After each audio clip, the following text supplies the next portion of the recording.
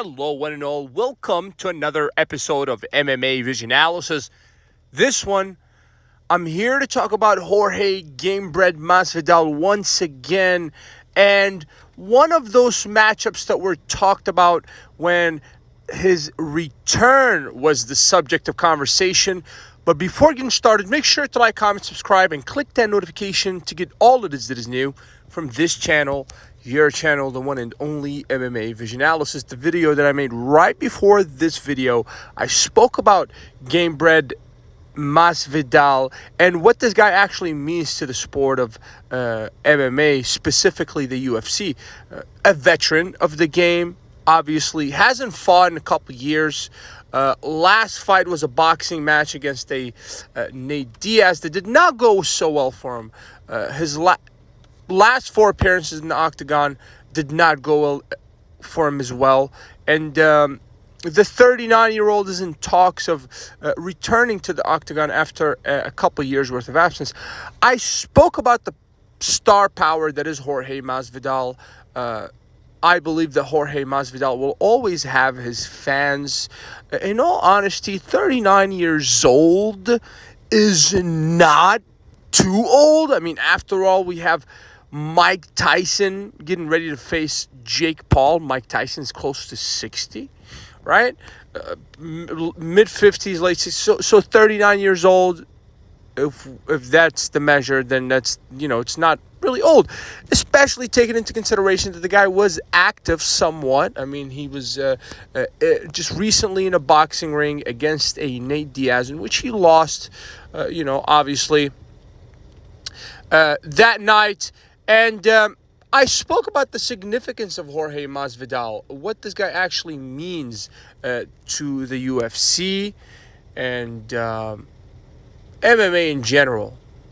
If you're familiar with the backyard fight days of Kimbo Slice, when Kimbo Slice first arrived on the scene, the early days of YouTube, I want to say 05, 06, that's right around the time that Jorge Masvidal started gaining notoriety. I mean, that video is probably one of the most iconic videos on YouTube as a platform.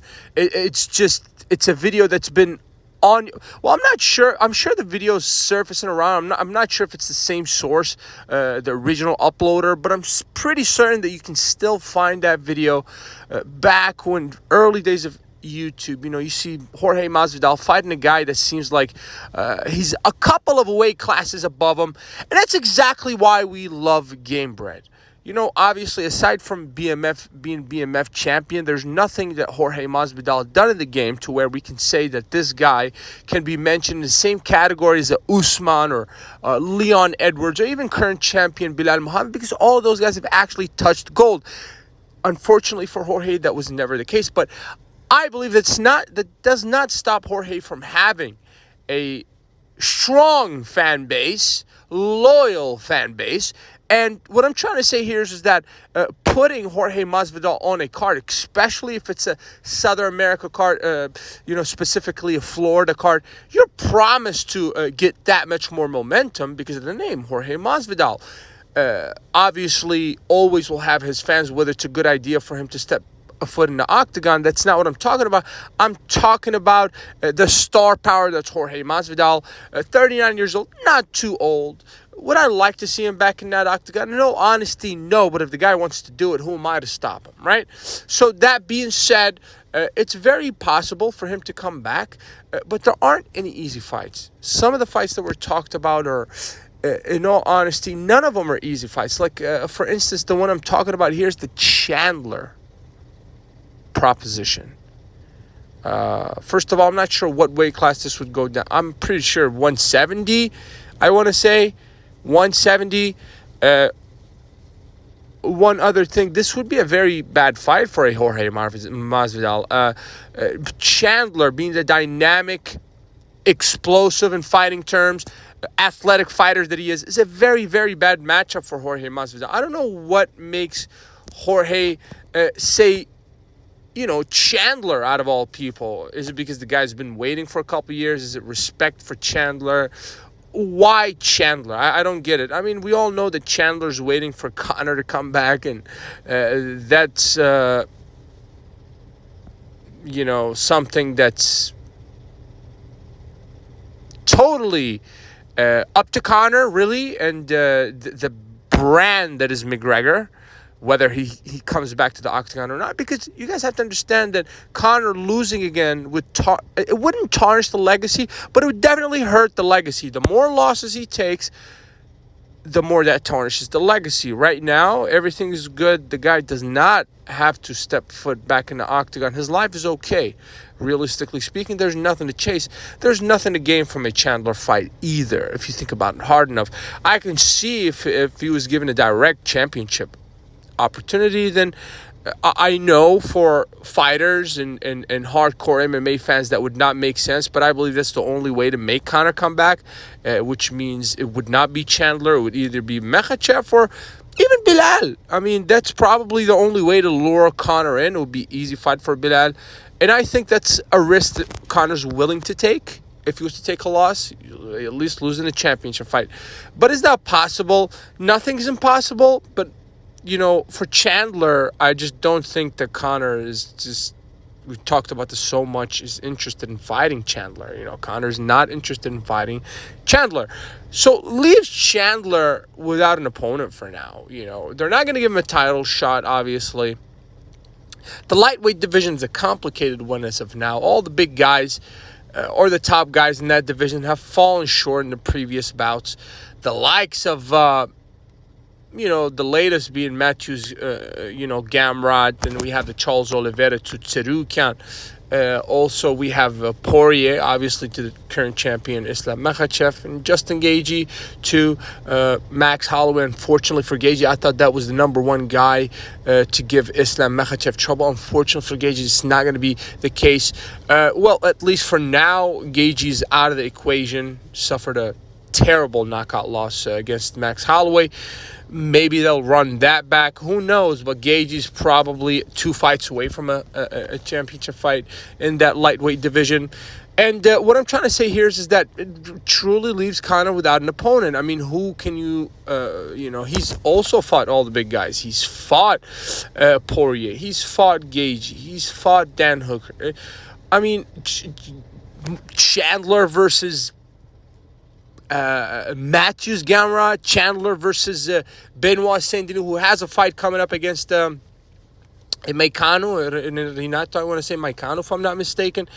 Maybe Chandler faces the winner of that fight. I don't know. And then the fight after that, he gets a title fight.